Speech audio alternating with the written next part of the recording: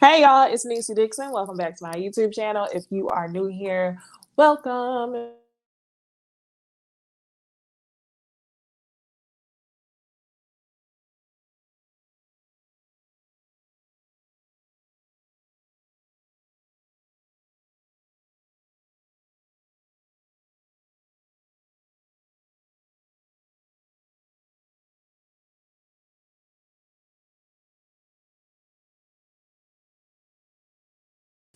Okay, cool. We back.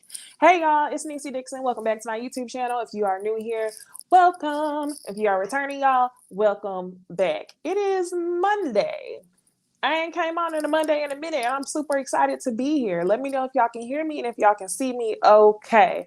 I'm glad that some of y'all is already here, preseason the chat, letting it marinate a little bit before we get the conversation started. Um, but somebody tell me if y'all can hear me. Last comment I seen from Esther says she can't hear me. Okay, Esther says thumbs up. Hey Jennifer. California Kitty, my girl. Y'all check out her channel. Hey, Keisha Boo, Kayla, Miss Ann, Andrea Moore, Nicole T. Hey, friend. Okay, so y'all, I really didn't know how I wanted to do this today. I titled the video, I said Marlo and Maurice love strategically misunderstanding. That they do. We're gonna talk about that. But I felt like I couldn't go without talking to y'all about Summer House and talking to y'all about Bell Collective, y'all. I still watch those shows, but you know how I do. Like I have been super duper busy like outside of this. So I try to review the shows whenever I feel moved to review, or just whenever I miss y'all because we friends here, right?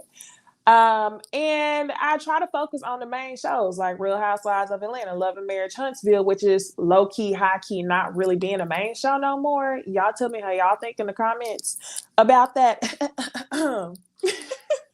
Y'all tell me how y'all think. But I feel like the other shows are giving, and it just does not make sense for me to not talk to y'all about these shows, at least high level. So before we get started, I want y'all to go ahead and do me a favor. I'm changing all my images because I'm like, hold on, which one am I using? Before we go ahead and get started, I'm gonna give y'all the outline. But I need y'all to do something for me because we friends here, right? So I'm gonna need y'all to go ahead and thumbs up the video. We gonna wait. And then I'm gonna need y'all to share the video with a friend if you haven't, because we all friends here. We got a little community going where we talking about our favorite shows. I also need y'all to do something else. I should have put a graphic on the screen. Um, Follow or join, not even follow, join our Discord chat. Like Discord, y'all, I don't know why I did not make one sooner, but Discord is actually where it's at. It's like we got our own little group chat and we talking to each other about the shows. Sometimes we talk about the shows when it's live. Other times we just kiki. Hey, y'all seen what was going on Instagram? And I wanted to message y'all so bad today, asking y'all if y'all heard what was going on with Cardi B and Offset. But we'll talk about that in the chat because y'all know I can't do gossip on the channel. I can't report on that. Okay, it's too much. It's too much pressure. All right, so let's get into it. Two things happened today, y'all. Well, yesterday or whatever, whenever you watch the show. Two things happened. Number one, the girls was throwing bows. It was a girl fight on Bell Collective. And there also was a girl fight on Martha's Vineyard. So y'all probably are not familiar with the cast of Martha's Vineyard, so we're gonna get into that fight first, and I'm just gonna talk to y'all about two things. Number one, we're gonna talk about the fight between Bria and Summer. I don't have the graphic of Summer, but here's Bria right here in the bottom right corner. You see her, Bria Fleming. She is a fool. And then there's also Summer, who is in the middle of this cast picture in between the two guys with the middle part, bright skin with the middle part. So, you guys, today or whatever day you watched the show, yesterday was the finale episode of Martha's Vineyard. And honestly, y'all, I have been satisfied. I would say more than satisfied with the way that this show has gone on. I think that they have dynamic characters. I think everybody on the show is given in their own way or another, even Jasmine and big fat head ass Lil Bill Silas. Um, I love it, y'all. I love the show. So the thing I wanted to talk to y'all about is the finale. The two girls get into it. The two girls that was throwing bows was Bria and Summer, and it was over nothing. Honestly, y'all, the ongoing theme is that Bria gets too drunk and she acts an ass. Or either Bria is an asshole that thinks that everybody is supposed to be on her accord. That happened with Mariah, and the whole house fell for it, and they kicked Mariah out the house because she pushed Jasmine over washing the dog toys with the clothes, which is nasty. You don't do that. And the house voted and they sent Mariah home, which was so dumb, right? And then the other thing that happened with Bria is she got mad at Shanice because Shanice was in the hot tub with her man naked. Shanice is a free spirit. Now, girl, Shanice, I know, Shanice, you know you dead ass wrong for that. But the reason why I'm not really moved by that is because Bria, your man stayed in the hot tub with her, and it wasn't like he was the only man there. Shanice was naked in front of everyone. So, girl, your insecurities were oozing out your pores. You were screaming. And the other thing is, you and Shanice are BFFs. You already know how she get down because that's how you get down. Okay, hide your mans if you don't want them. Okay, if you don't want them to get took. Now, this episode, y'all, Bria ends up acting a fool again with her man Simon. She's yelling at Simon. I truly believe that she told Simon, you better watch my dog Milo. Because Simon was simply saying, you're not going to come to me and talk to me any type of way telling me I better watch the dog, or why am I not watching the dog? He said, if you simply ask, I'll do it. And I feel him on that. I just don't understand in what world is it ever smart to try to check your partner like that. But especially in a world where your man lives in a whole different country than you, and I mean, everybody's replaceable. Let me just say that much. You don't even see the man that much. So the minute that you decide to get on his nerves or check him, like, what is it to him if y'all break up? You ain't nothing but a virtual girlfriend.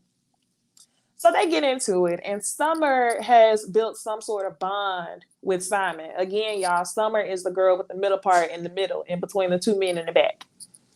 And Summer is just trying to give advice. She's like, if y'all love each other, y'all can fight respectfully, y'all can talk, y'all can get through this. Bria's drunk ass gets upset, and she's cussing everybody out. She goes to her room. Now, listen, y'all, this is another thing. Like, literally, whenever these types of fights happen, I think about how we felt whenever we was watching Real Housewives of Potomac, and everybody was like, did the chicken or the egg come first? Did she throw the glass first, or did she put her hand in her face? And that really was the determining factor of if you was Team Monique or Team Candace.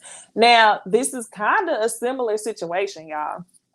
Bria is in her room, okay? And that's where you should be. Because if you're going to act the ass like that, go to your room, okay? Take a nap and go to sleep. Don't come out. So she got to her room. Summer, who is trying to be a mediator, even though nobody asked her to, that's one thing you need to know. When two people in a relationship are brawling and arguing like that, you don't never want to get in between, because what happens? They end up being mad at you. Don't do it. You should have minded your business, Summer. So Bria is telling Summer, don't come in the room. And Summer says, well, are you done for the night? She says, no, just don't come in my effing room. Blah, blah, blah, blah, blah. Don't come in my room. She comes in the room. Bria stands up. They're arguing. Bria puts her hand in her face. Let's talk about it. Bria puts her finger in Summer's face while they're arguing, and Summer pushes her in the chest. Sound familiar?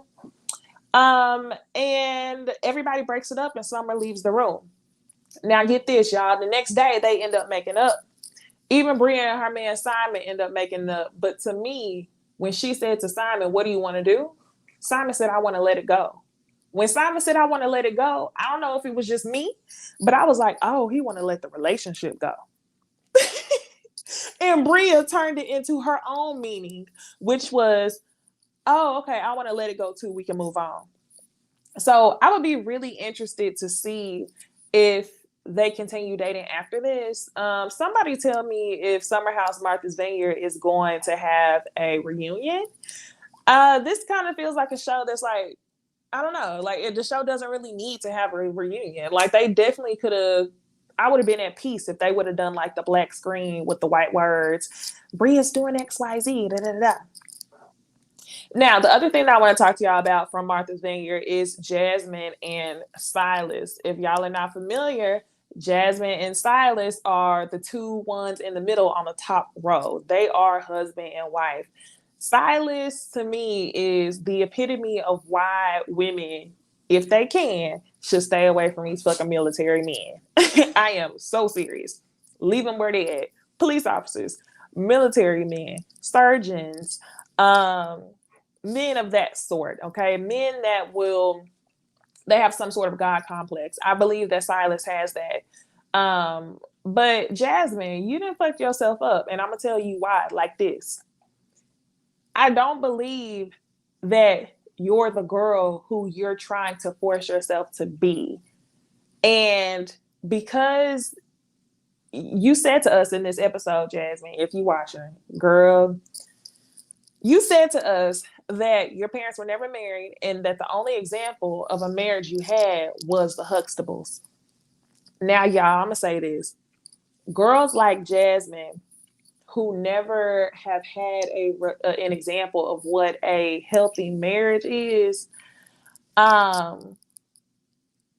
they go perfectly well with men like Silas, because you can influence and you can mold them into what you think a wife should be versus the wife that they know or wives that they have experienced.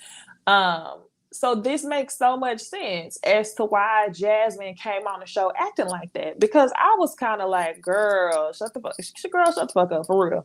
When Jasmine came on the show talking about, well, now I'm a wife and I can't do this, or now I'm a wife and my friend's cheating different, I was like, whoa, it sounds like you're the only one thinking about you being a wife and nobody else is thinking about it, girl. So let me tell y'all this. A couple things came out that I had never considered before. Apparently, Jasmine does not work. Silas holds the house now. And in some situations, that's a great thing. I would love to do that, okay? That's a great thing. But you always got to have your own money when you're dealing with men like Silas, men who will hang that over your head and use it as a way to control you, and talk to you crazy. Talk to you crazy about you steaming his clothes every morning, or him not being able to eat because you hadn't cooked lunch for him. He hadn't ate since breakfast. You're cooking multiple meals a day and you're doing all this for one man. And girl, the way that man is bulldozing your ass in the bedroom every night during this show, I pray that you take your time before you decide to have a baby for him, because the moment you do, your ass is trapped, okay? Trapped like Stuart damn Little. You're not gonna be able to get out. This is the perfect recipe for disaster, and I think that you can only try to force yourself to be the girl who you think you should be before you're living in your own world of just like depression. Literally, I feel like Jasmine is not happy in this marriage, and she is gonna try to fake the funk. And she thinks that eventually, if she fakes hard enough, she'll end up actually being happy. And I'm gonna tell you, I've seen enough Lifetime movies, enough Tyler Perry movies to let you know that that's not gonna happen, Jasmine. So I hope that you stay true to yourself, and it definitely sounds like this is something that you rushed into. But I'm gonna tell you right now, it's wrong road, and I can already see, 4 or 5 years down the line, you and your friends celebrating with a divorce party. I wish you guys the best, but I'm just letting you know like this. It ain't looking promising to me. But overall, y'all, I think it's a really good show. If you haven't had a chance to check it out, you should definitely just binge the whole thing. And I can't wait to see them come back, okay? Now, y'all, I want to talk to y'all for a couple of seconds, because this is the pregame. We friends here, right? I want to talk to y'all for a couple of seconds about Bell Collective. There we go. I was going to try to find the graphic. There we go. We in there. Bell Collective has been giving. Very low key, y'all. I feel like this is the best of Carlos King's show. Carlos King? Yeah. Y'all was like, what's that man name? I'm sorry. This is the best of Carlos King's shows right now. Now, mind you, I have not watched Love and Marriage Detroit. I may have to watch that. Y'all tell me if it's really worth it, if it's really worth my time. I don't know if I could take another show where I'm like, oh my gosh, I can't. But yeah, low key, y'all, I think that this is the best of the shows. Now, one of the things that I wanted to say, let me just give y'all my overall thoughts on where we are on the show. Latrice, your man is stressing you out. Your edges ain't laid the way it used to be laid. Your lace wigs behind the hairline ain't looking the same way it used to look. Latrice, you were giving in season 1 and 2, I think, or at least season 2 for sure. And your man is stressing you out. I don't know what you should do about it. I don't know if you should do anything about it. But I just know that I'm going to fast forward when it gets to them parts. So I'm glad that we haven't seen that in a couple of episodes. Marie, I'm starting to get used to your nose and your BBL. I think Marie is starting to look good now. I think it's just that cognitive dissonance at first when you kind of just like, hold the fuck up. you know what I mean? But Maria, I think you starting to look good now. Okay, I can get used to it now. I would just please ask that you don't do anything else. Now Tambra, I ain't really seen Tambra in a couple episodes. It's given that, it needs to be, I don't know. I ain't gonna say you should go. But I'm going to just say that I am enjoying your minimal appearances on the show these past couple episodes because it's not, I don't want to hear about you and Demone. I don't want to hear about you and Demone. I don't. Now, Letitia.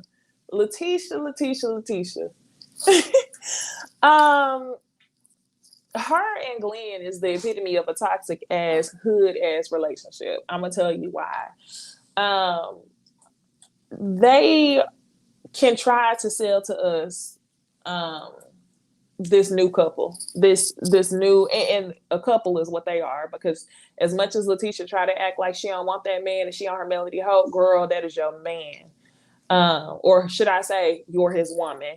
Everything about Letitia and Glenn gives me that there has been some sort of a relationship for 20 years, but Glenn has been single for about 18 of them, in my mind. And that's just my opinion on that.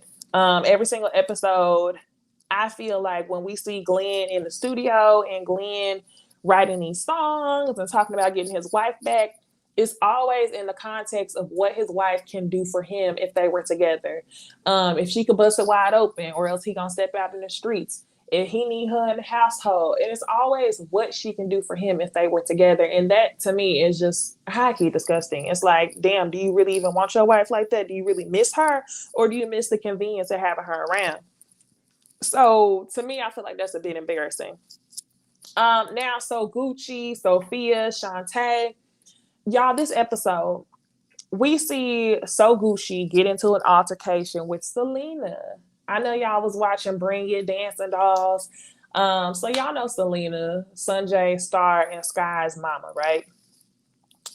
Now, So Gucci is married to Selena's ex-husband, and I did not know this, but they said it this episode. Apparently, So Gucci has been with JJ since 2005. Y'all, it's been almost 20 years. That's crazy to me, and y'all are up here fighting. For what? So this is the thing that I was saying reminds me of, did the chicken or the egg come first? Did the drink toss or did the hand in the face come first? That's how you're going to determine what side of history you're really on. So y'all, we at Latrice wig party, and So Gucci shows up, and I'm going to tell y'all just like this. So Gucci showed up, y'all, in my opinion, stank as fuck. That's just my opinion. So Gucci showed up stank as fuck. I have never seen her like that before. I always seen her very low-key and very chill on this show, but we do know that her and Latrice was low-key beefing because Latrice went and signed that real estate deal with somebody else instead of her. Y'all fucking up her commission. Now, the thing that I'm kind of like, girl, what's the big damn deal? Is that Letitia also fucked up your commission. Letitia and Marie had you thinking that she was gonna move out and leave her husband and get that apartment, only for them to give him the address to the place, because I know that's what happened, and have him walk in, and all of a sudden she's like, "Oh, I can't sign the lease. Oh, I can't sign it." They fucking up your check, so Gucci. So I feel like the same energy that you have for Latrice, you should have had for Letitia. Um, and it just is what it is, right? So Latrice ends up inviting Selena to her wig party. We don't know at this point if she knows that So Gucci and Selena have beef. I'm assuming she know, y'all. Latrice know exactly what the fuck was going on, in my opinion. You know that these girls was beefing. Selena was there to make a scene. I think that multiple things can be true. I think So Gucci came there stank as fuck. She was cute. She was cute. The outfit was cute. The green two-piece was everything. The bag was everything. The sunglasses was a bit much. Sunglasses indoors, come on now.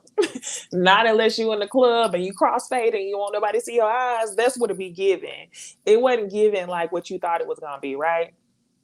Um, Look, T, I forgot. T said she a realtor. I forgot about that. As a realtor myself, we aren't friends if you dangle a commission in front of me and then don't. Exactly. That was weird. But my question to you is, T, you know these salespeople.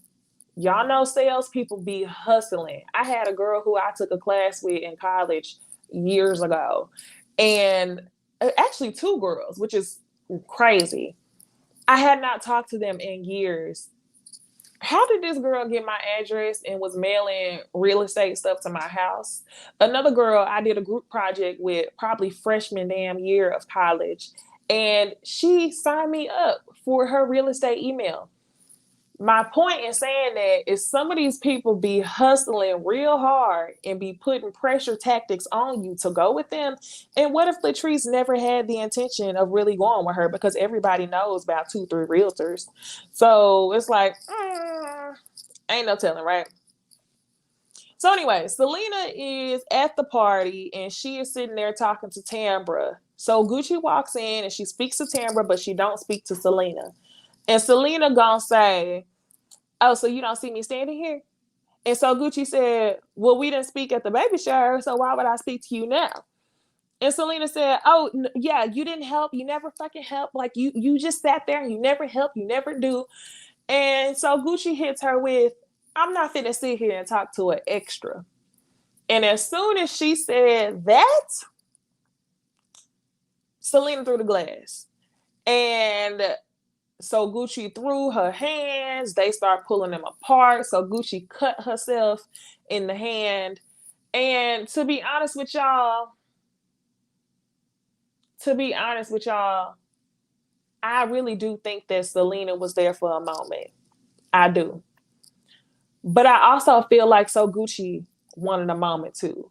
So Gucci wanted a moment to be like, "No, the fuck you didn't bring this woman on my shit, on my show. And I'm going to use this moment to shit on her because my show is on air and hers is not." So Gucci really just said, "I'm not finna sit here and talk to an extra." Girl, it's Bell Collective. It's Bell Collective. Um, so hey Keisha. Keisha said, "Who do I think started it?" I think Selena started the fight. Because the thing is this, as stank as So Gucci, Shantae, Sophia's attitude was, I don't think that it was necessary for her to have a drink thrown at her. That was over the top. And it was something about that that triggered her. Now, on the flip side, what really bothered me about the Selena and So Gucci altercation is the things that happened after that. What bothered me is that So Gucci sat up there with her husband, JJ, and they came for this woman's motherhood. They talked so bad about Selena on TV. Now you could also say this, because I'm kind of like, you could also say this. None of this shit would have came to TV if you didn't bring your ass on the show, Selena, right? But who am I to say you should pass up a check, right? But I also don't think none of this would have happened if you didn't throw a glass at her. And I'm with you all the way, Ray Bay. You're supposed to be able to shade and walk off. Exactly. Exactly. Just throw some shade back and leave.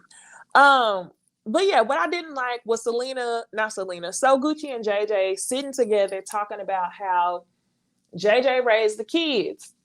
So Gucci helped raise them. So Gucci used to have to brush their hair, get them ready for school. Um, and the only reason why I'm saying I didn't like it is because Selena's daughters, so Selena and JJ's daughters, seem to project otherwise. It's hard for me to believe, So Gucci, that you really was their mother figure, because the way that they quickly sided with their mama, the way that they was kind of like, oh, Selena, So Gucci, you been doing this, makes me believe that y'all are diminishing what Selena actually did as a mom just because the kids live with you. So for y'all to come on TV and shit on this lady is just crazy to me. Especially knowing that this lady hasn't been with this man at least since 2005. And he said his oldest daughter is 25. So what is that? The daughter was probably 8 years old or something like that. My math is probably off. I ain't gonna worry about it. But that to me was crazy. So in the case of So Gucci and Selena, I would say I think that Selena was wrong. So Gucci, I think that it was piss poor the way you handled it after the fact. But at the same time, I can't really be too mad at you, because if somebody threw a glass at me and made me cut myself, I'm gonna drag their ass all the way to the fucking ground. They go low, I'm gonna go to hell. So it's like, I get it. Okay. So y'all, we are going to move on to the other two shows that we really came here to talk about. The first one is, which one I want to talk about first? We're going to talk about Love and Marriage Huntsville first, because Love and Marriage Huntsville was not really giving anything at all. Y'all tell me what y'all think. Why y'all think about that? Add to the comments and let me know what y'all thought about Love and Marriage Huntsville on a scale of 1 to 10. Like the video and we're going to get right back into it.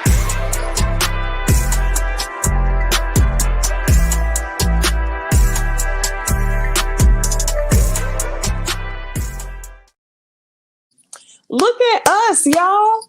We are just about 30 minutes in and we didn't already talked about Martha's, I was about to say Martha's House, Summer House, Martha's Vineyard. We didn't talk about Bell Collective, which is two shows I didn't even take notes on, but I had just finished watching them and they actually was hitting for something. But yeah, y'all, I think that we are doing pretty good. But let's see what y'all were thinking about Love and Marriage Huntsville. Let's see. Nicole says lackluster. Jamia says 4. Thank you, Sam.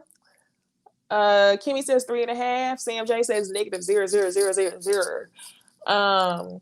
But yeah, thank you. Nikki says 3. And Keisha, that's exactly what I wish I could do. Was not watch the show and just watch the reviews. Barb, sis, 5 is being extremely generous. I'm like, come on. Adrienne says 5. California Cutie says 4. Just off history, Keisha says it'll be a 4.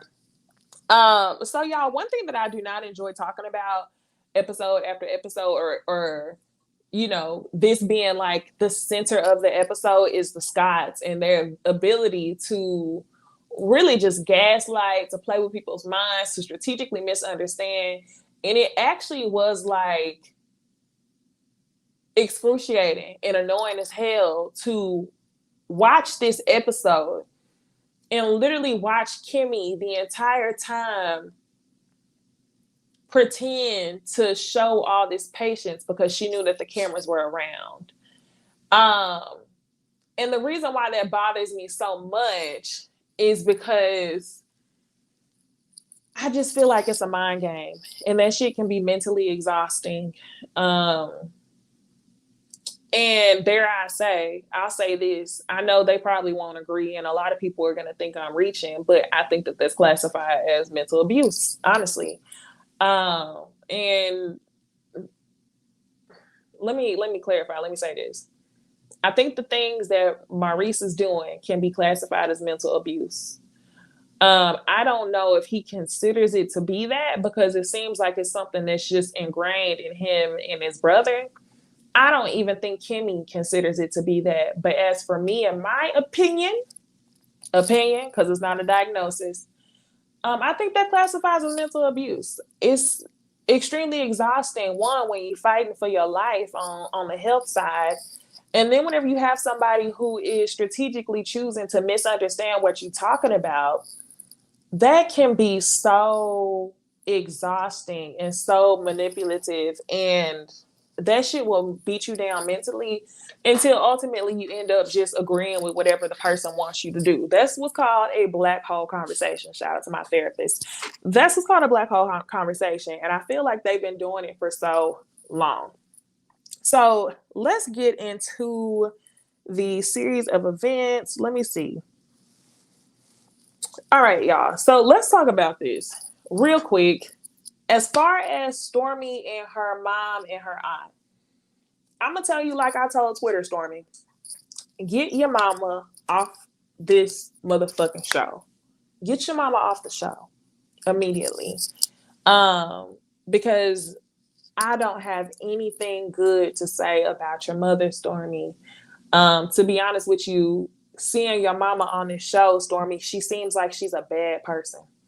Your mama seems bitter. Your mama seems like she has a chip on her shoulder, like she's carrying something heavy, which might be why you were so into peace and sound baths and trying to bring peace to everyone, because you got to counteract all the bullshit that your mama brings to you. And that's just my opinion. Now, with the cousin, I will say Junior, it does seem like Junior is probably just a young and dumb cousin who mama really didn't discipline their kids like that.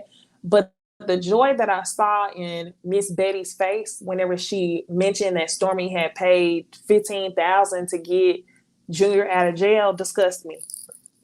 I was more so concerned about the joy that Miss Betty had on her face than even caring about this boy going to jail. I don't give a damn. We don't know who Junior is. I don't care what he went to jail for.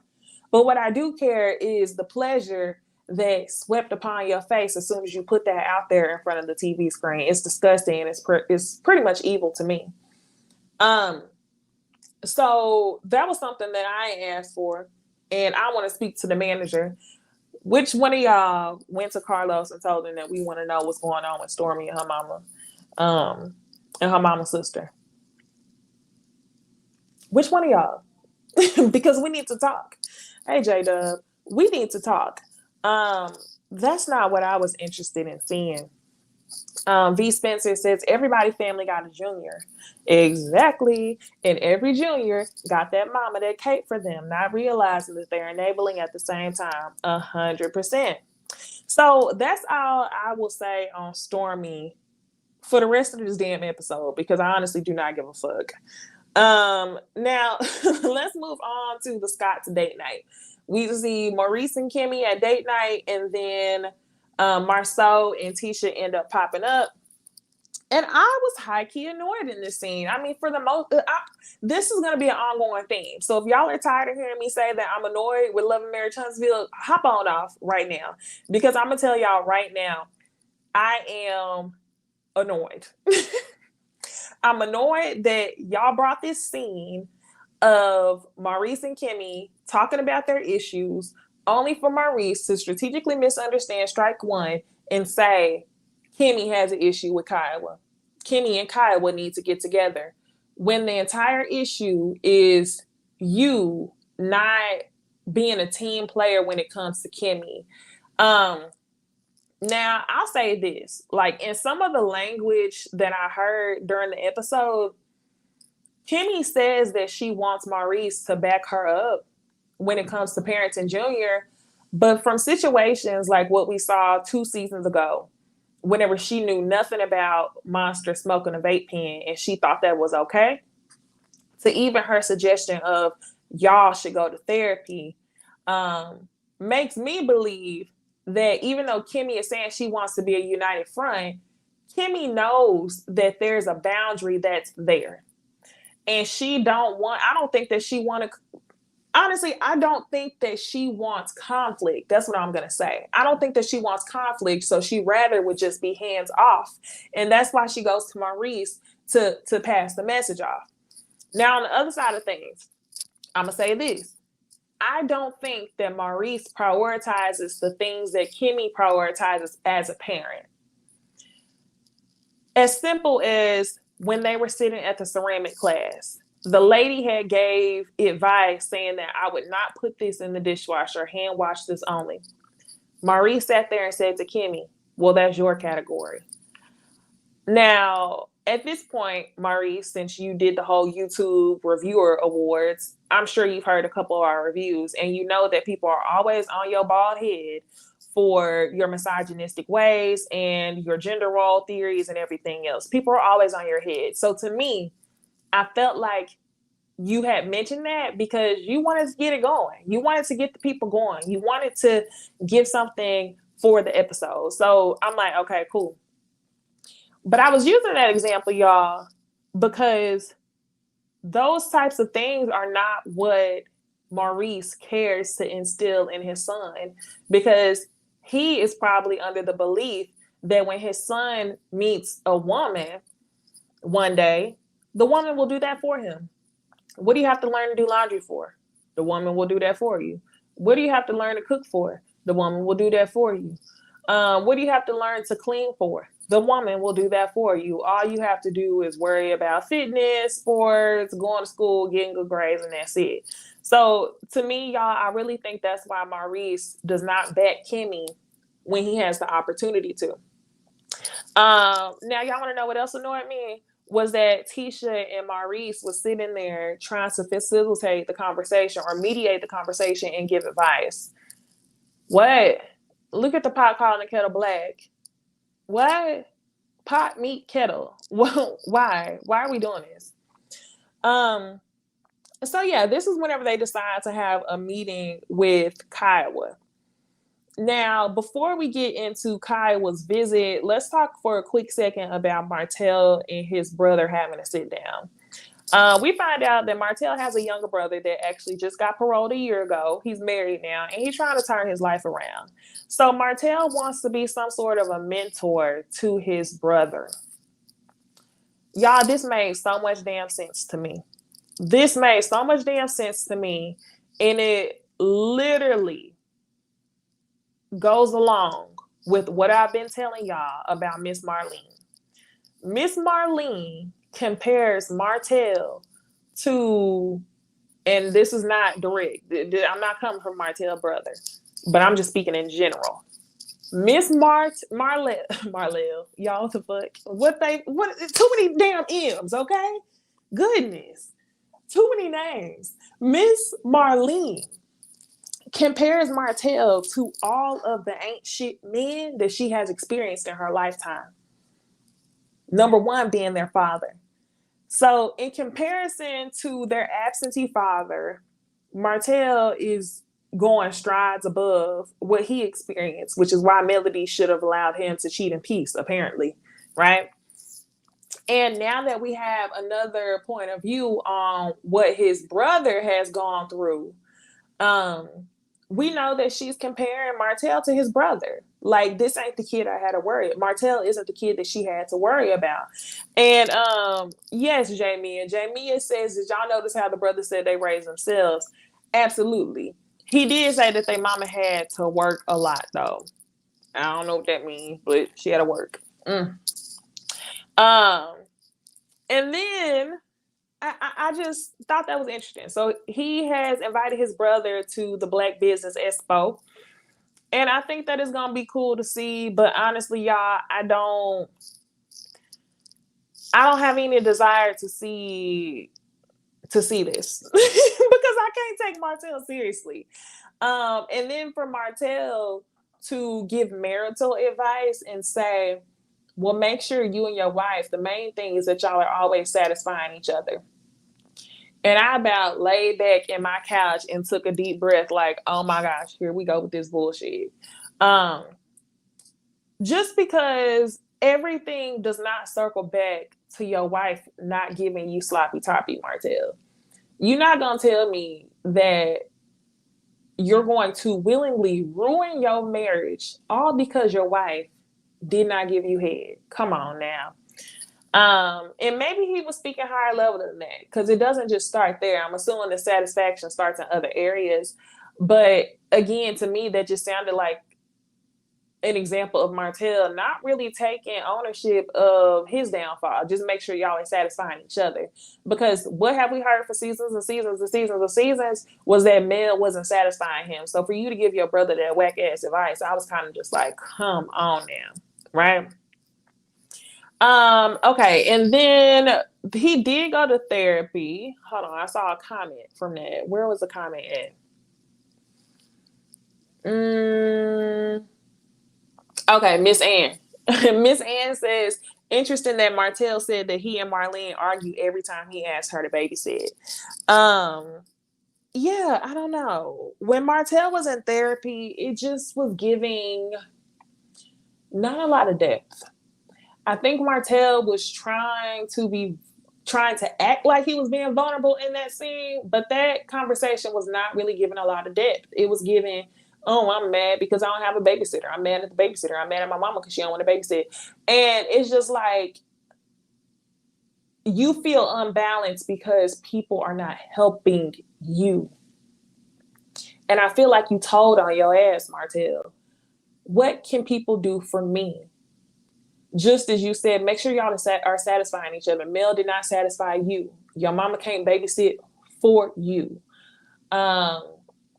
You know, you're making money off of builders projects that somebody else got the builder's license on. So I think the ongoing theme was, what can somebody do for you? And I think that you told on yourself this episode, and I'm like, damn, you thought that you was giving a scene, but it just really was, it didn't work in your favor, Martell. And I hope that your therapist is taking accurate notes, so one day she can be like, hey, Martell, I kind of had a thought. I think I want to get you to look in the mirror, and I want you to realize this is your issue. So I can't wait for her to do that. But it's always, what can somebody do for you? That's crazy. And J. Mia, Martell never says anything he does for himself. His whole life is everyone else's fault. Say it again. J. Mia, you just reminded me of whenever this man, 40 fucking years old, was sitting on his mama's back patio, and he gonna say he didn't go to the league because his grandma passed away. Nigga, what? I'm sorry. Negro, what? I'm sorry, what? Your whole life is everybody else's fault. What Melody didn't do, what your daddy didn't do, what your mama is refusing to do, what somebody else can do to help you pass the test, what somebody can do to put out your wine, what somebody can do to get you a suit collection out. What?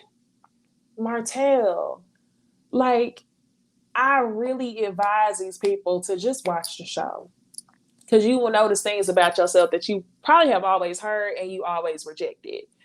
So let's move on from that, y'all. Let's move on from that, and let's get back to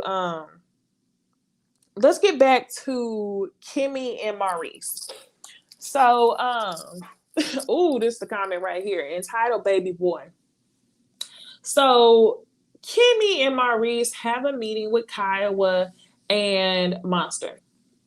And they're sitting there, and Kimmy's like, I'm trying to figure out ideas. I don't always just want to be the one telling you what to do.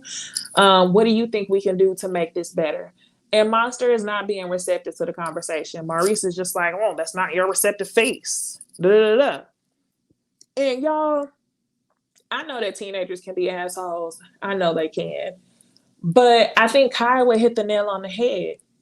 And Kimmy. It comes down to Maurice not spending enough time with Monster. And another example of Maurice trying to strategically misunderstand, he wanted to determine what that time looked like. When they say you didn't spend enough time, they didn't mean driving him to school, taking him to practice, yelling at him to get out the bed at 5 o'clock in the morning. They meant you're not spending quality time with him. It doesn't even seem to me like your son is comfortable opening up to you because you want to be so much of a disciplinary that you're not there to be a confidant. You're not there to, give him advice without judgment sometimes. And I think Kimmy knows that, which is probably why she backs up off the whole thing and she is a little more sensitive to how he feels. So I hated that for him. So after they end up meeting, they definitely agreed that Kiowa should come down there more often so he can get some of that attention that Maurice is not able to give. So after the meeting, Kimmy and Maurice have a sit down and Kiowa and Monster have a sit down.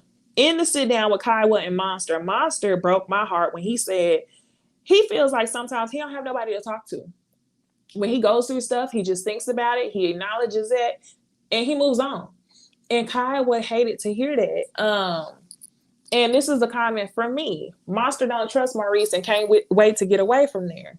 J-Dub, this is the comment from me. Maurice didn't want to pay the child support. I was thinking that the entire time I was watching the episode. Yes, a young man should be with his father, air quotes. But also, he should be with you even more when he ain't got to pay child support. So I just really hope that Monster is happy there. So yeah, that hurt me to hear Monster say he didn't have nobody to talk to when it came to that. He said that he wanted his mom to visit as much as possible. And then we get Kimmy and Maurice talking. And Maurice, again, is committed to strategically misunderstanding. And Kimmy, and he tries to make this about, well, Kimmy, the bonus parent should also be included in parental conversations. You so badly want to try to make this about Kimmy and Kiowa. You, Maurice, know that it's uncomfortable for Kimmy to talk to Kiowa about things in the past. So every time Kimmy and Kiowa try to hold you accountable, you try to bring up some bullshit to put the elephant in the room. You try to bring up some bullshit to make shit uneasy. And that's what you did. So when Kimmy says, well, I am involved, when I was at the bonus parent meeting, you left early. And Ray Bay, I'm with you. A bonus parent is supposed to support the parents. So in no way, shape, or form, last season or 2 seasons ago, when she had the meeting with Kiowa and her bonus guy, you should have left. It don't work like that. Because on one hand, you don't want to help Kimmy discipline, or you don't want to help enforce the things that she believes in. Yet you want her to represent you in a meeting with his mom. Priorities, Maurice. Come on now. What's important to you? So Maurice gets triggered by Kimmy bringing that up. And he says, oh, well, you need to meet with Kiowa. You need to meet with Kiowa. Y'all need to rehash the past. And that's when Kimmy is on her last breath, y'all. Kimmy, she takes away her voice where she's talking like this. She's talking patiently. And she's trying to understand. So she starts talking a little more like this. And she started moving her hand around a little bit more because this man is really testing her patience. And he knows that Kimmy is breaking character in front of the camera. And he says, whoa, where's this coming from? Knowing that you were provoking the entire time. And this is the thing that makes me feel so bad for Kimmy, because to be in a relationship with anybody, partner, friend, anybody, family member, where you are constantly jumping through hoops and playing mental Olympics to get your point across to somebody who is committed to not understanding what you're talking about, that has to be especially draining. So, y'all, the episode pretty much stops right there. And I guess we'll see what happens next week on Love and Marriage Huntsville. But y'all, we still got one more show to talk about. We can move on from that because these people done irked my damn nerves. We got one more show to talk about, and that is Real Housewives of Atlanta. So do me a favor, like the video. Tell me what y'all thought about Real Housewives of Atlanta on a scale of 1 to 10. Let's go.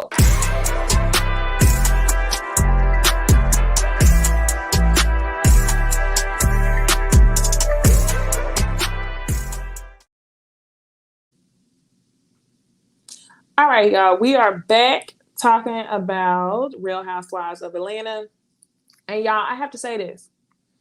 I think, hold on, you know, Tiffany was wrong for bringing up the debate. What? Yeah, I agree. I agree. Jamie, I did not watch Love and Marriage Detroit. I said I'll have to watch it, but I wanted y'all to tell me what y'all thought before I wasted my good hour. Nicole rates the episode a 4. Miss Cookie rates it a 5. D says 5. Makia says 6, or Makia. And Adrian says 5.5. Y'all, I was satisfied with the episode. I think I would rate it a 7. Am I tripping? Y'all? I really enjoyed this episode of Real Housewives of Atlanta, and I don't know why. It just gave a little more. Maybe because we didn't see Marlo in a group situation playing dumb and cussing everybody out. But okay, let's get into it. So y'all, the beginning of the episode, we get Drew.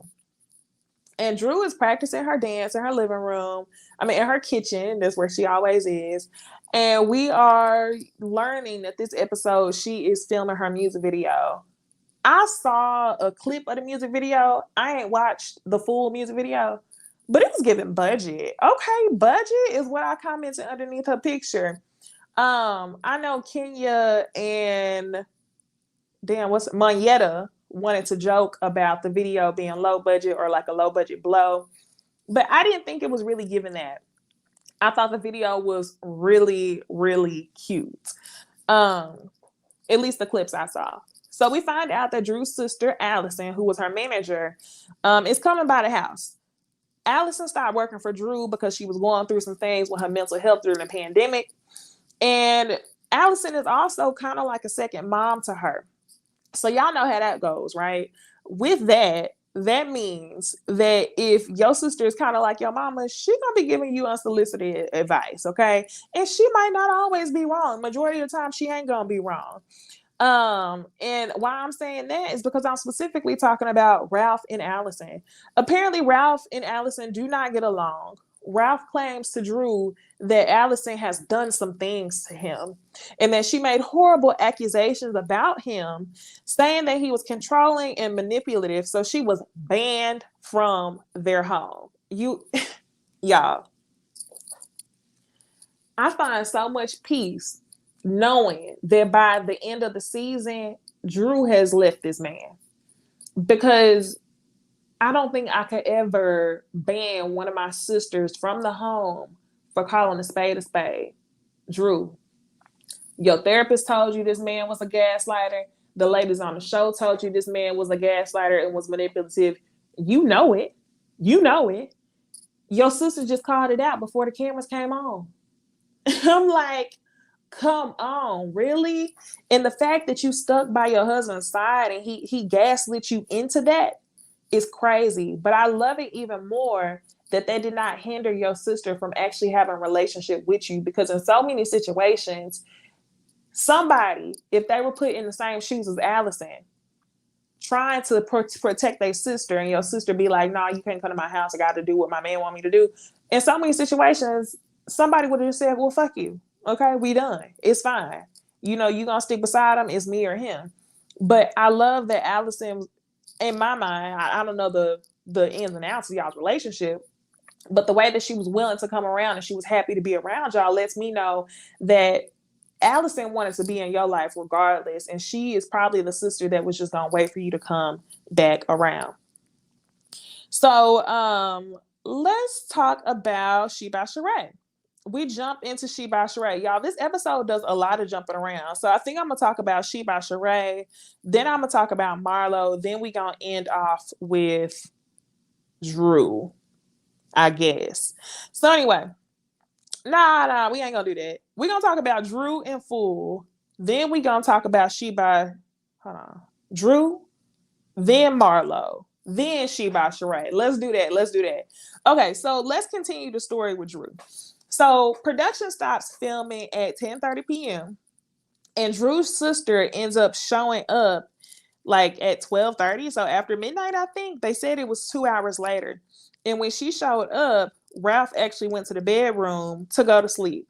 Rude as fuck. He was not really fucking with Allison, y'all. And then the next day they end up filming for the video. So they go down to the skating rink, and it's awkward because you can kind of see Allison and Ralph ignoring each other at the set. It don't seem like it's bad blood, but it seemed like neither one of them really want to talk to each other like that.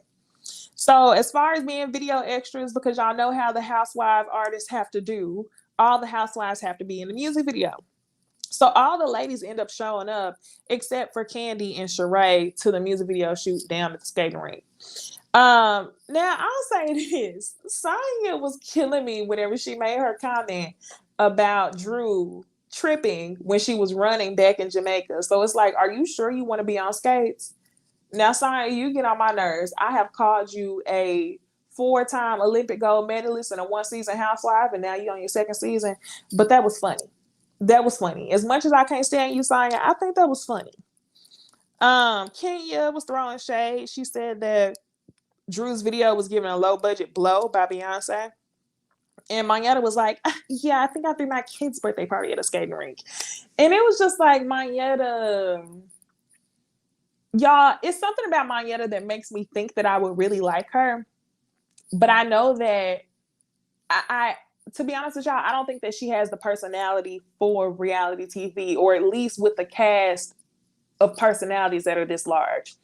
Because Mayetta comes across as boring, and it also comes across as you're like trying to be a little more outgoing or a little more shady than what you typically would be. So I was like, girl, okay. So at the end of the music video shoot, Allison ends up coming up to Drew, and she's like, you know, I'm just so proud for you. Damn, I got something caught in my throat. Hold on.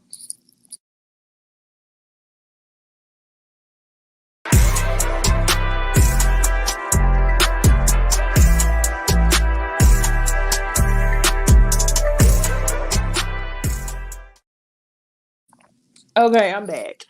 Y'all know when you get something caught in your throat because you talking so hard and your eyes start watering. Woo, child. Okay.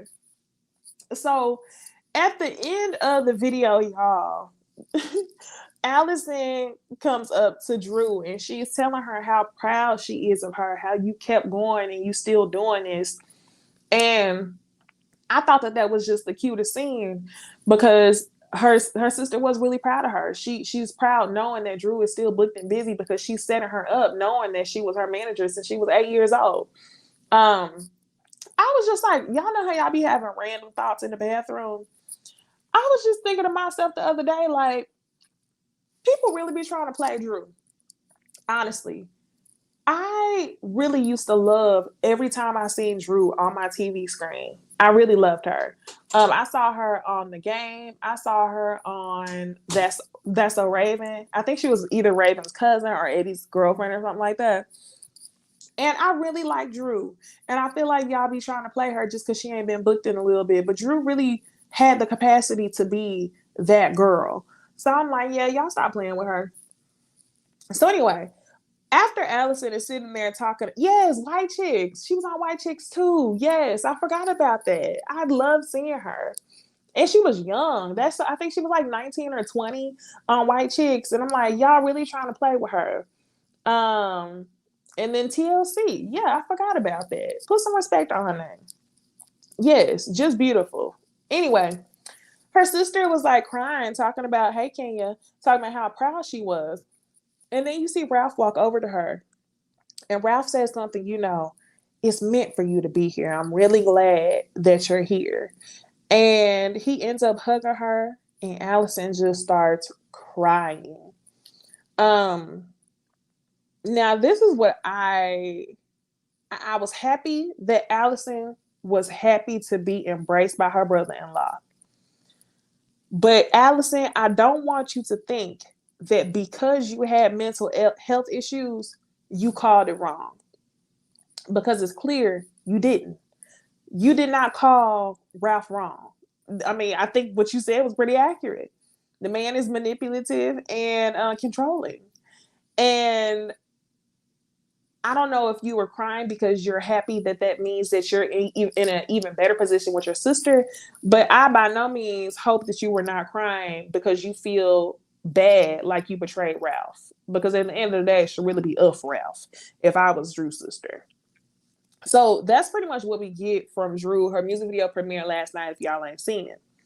Now, y'all, I want to talk to y'all about Marlo. So let's talk about Marlo. We see, y'all, we really didn't get that much from this episode. I'm like, am I tripping? It's only like 3 things that happened. But I was just satisfied overall. So, y'all, we get Marlo. Marlo was on an Instagram Live, and she's talking to one of the foster kids who benefits from her nonprofit. And, y'all, this episode was definitely given. Marlo is trying to legitimize herself. She's talking about her money. She's talking about her nonprofit. And she's talking about dating and bringing a man on the show. I'm like, okay, cool. Let's legitimize yourself on this show. Sonya comes in and she's talking about having her cricket projects in Belk. So I'm like, okay, good for you. And Sonya starts advocating for Marlo like she always do. And she's like, Marlo, this is the person I want the other ladies to know. How come you're not this person whenever you're in front of the group?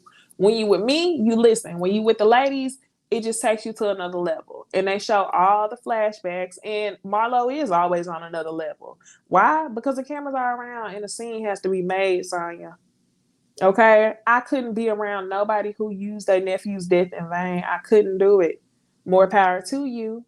And I think that's the power to pick me and the power of wanting to get in where you fit in, because I couldn't be around nobody like that. Nobody I couldn't trust.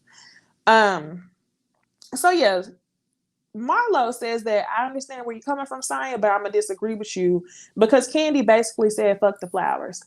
Marlo, her thing at the Gucci party basically was like, or Gucci brunch, was you could have at least sent us flowers. Candy said, fuck the flowers. And I don't blame Candy for it, because what are flowers going to do, and why are you bringing it up in this good 2023 on TV when you could have brought it up years ago, right? Now, the other thing is this. Marlo strategically misunderstands what Candy says and says, well, by Candy saying fuck the flowers, she basically said fuck my dead nephew and his mom. Marlo, get off my screen. And even more so, Sonya, you can go too, because your ability to entertain that bullshit is just record setting. It's ridiculous. So yeah. Marlo, we find out that she's going on a date, and in her confessional, Marlo says, these people act like they know me. They always call me a hoe. They say that I only date white men. And she says, but that's not true, because nobody has been in between my legs in 4 years. Y'all, when Marlo said that, I said, 4 years?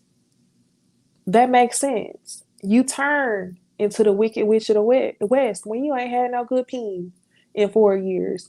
Better yet, like she said, nobody's been in between her legs in 4 years. That's why you got all that energy to be as much of a hater as you are, girl. What? I don't understand. We need you to get something immediately, because I can't take you on my TV screen doing this, and I can't even believe that you admitted that in 4 years. And it makes me wonder about Bonnie Blue's point. Shout out to Bonnie. Bonnie was saying that she thinks that Marlo might not even like peen. Marlo may be into women's. And I'm like, damn, that's not really a reach. That's actually pretty close. 4 years? Just because you don't have sex for 4 years doesn't mean that you are a lesbian, okay? I will say this. But 4 years? That's why you acting like that. Y'all said she lying. I don't think she lying. I don't think she's lying. I don't think she's lying at all. It would make sense as to why she is so miserable. Okay, so Marlo ends up going on her date, and on the way to her date, she FaceTimes Sonya because she's wanting somebody to see her. She wants somebody to hype her up, and of course, Sonya does that. Sonya tells her titty sitting right. She's telling her what she got to do on the date and what she got to say, right? Next, I guess there wasn't enough attention for Marlo. Marlo was nervous, so she like, let me call somebody to hype me up, and she ends up calling Drew. Now, why would you do that, knowing that the last time you didn't talk to Drew, you didn't cuss her ass out at her show that she had popped on with Candace for Potomac. So Drew ends up calling her out, and she's like, "Oh, well, you look good. But I'm a little surprised that you calling me because the last time I talked to you, XYZ." Marlo didn't like that. Drew says, "Well, you know, you got to tell me how you feel, or you got to apologize, and then we can move on. You can't just do this." And Marlo again tries to kiki it off. "Oh, well, I'm from Florida. Florida must be a little more rough than Chicago."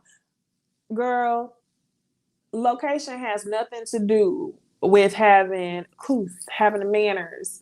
You can't cuss nobody out and call their phone and you think that it's all good like that. Not the way you was yelling in her face. And you gonna try to, dwindle it down to what we call each other bitches all the time. That's not what that was about. You cussed that girl out in her face. And honestly, if you had the right one, somebody would have mushed your face. Somebody would have mushed your face in, literally. So Marlo doesn't like accountability.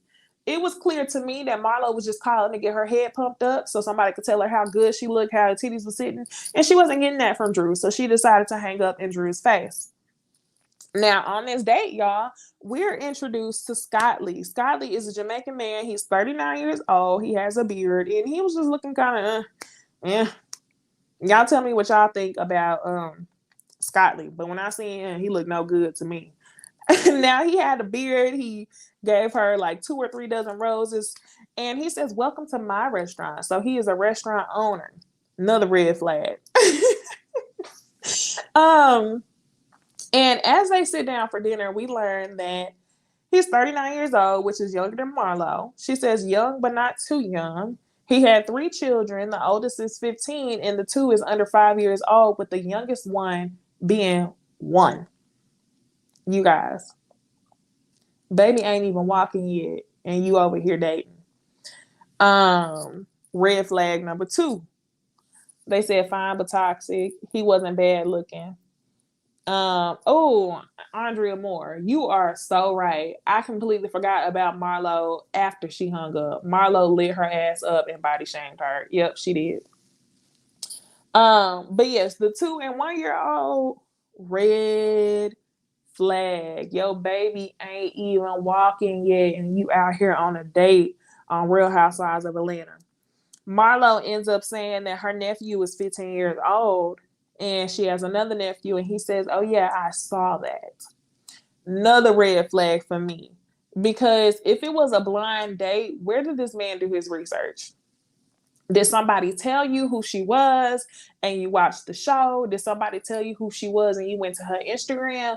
How did you see that? What are you talking about? And y'all tell me if y'all peeped him saying that. When she mentioned her nephews, he was like, "Oh yeah, I saw that." The final and last red flag for me was him making all these sexual innuendos about this fucking prawn. Oh yeah, we sucked the head. Oh, you sucked the head, and you spit it out. And he just kept saying all this stuff. And you could tell Marlo was cool with it at first.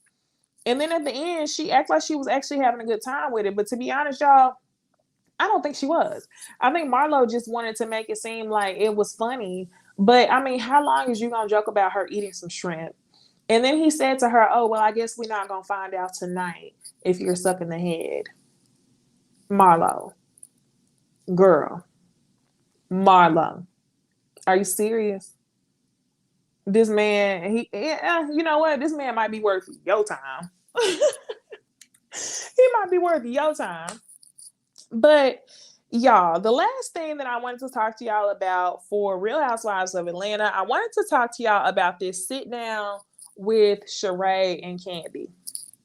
I don't know if I had the unpopular opinion on this. I probably do.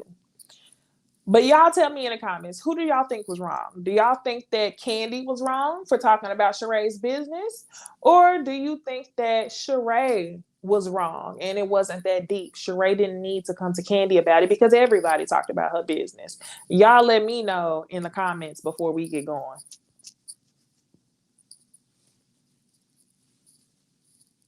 Let me know. Was it Kandi or was it Sheree? I'm gonna see if I can do a poll. I like doing those. I haven't done them in a minute. Let me see if I can do a poll because I need y'all to tell me right now Who was y'all standing beside? Oh, damn, I can't do a poll. Damn, because I'm not on my laptop. Let's see. Saintly Iconic Soul says Sheree. Andrea Morris says everybody talked about it. Nicole says it wasn't that deep, especially after last season. Lexi says Candy, because Candy doesn't want anybody talking about her business. Sheree's supposed to be her friend. Saintly Iconic says Sheree was wrong. Okay. I'm going to tell y'all this. In my opinion, I think Candy was wrong. I actually, I sat there and I tried to reason and make up all the excuses as to why I would be like, you know what, fuck Sheree. But I couldn't do that. It just didn't make sense. Typically, on all the things that I would have lit somebody up for, Sheree did everything right, in my opinion.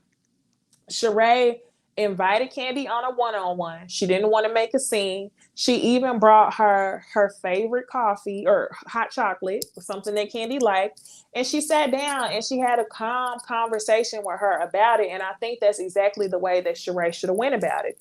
But y'all know, whenever they had this sit down, I immediately thought back to that reunion, 4 seasons ago at this point, when Andy asked Sheree, when are you coming out with your fashion line? And Sheree said, joggers. And he said, excuse me? And Candy jumped in and said, no, Sheree, he wants to know X, Y, Z. He wants to know this. And Sheree said, I heard what he said. Basically, mind your business, Candy. And Candy jumped in because I think that Candy felt that Sheree's business was bullshit, which it was. At the time it was. I mean, low-key might still be. But Candy's eagerness to jump into the conversation had me like, oh, okay, you on Sheree's head too. So I know that this is something that has probably bothered Sheree from that moment on. And let me try to find the video because I want us to watch it, because I remember Candy jumping in. Let me see.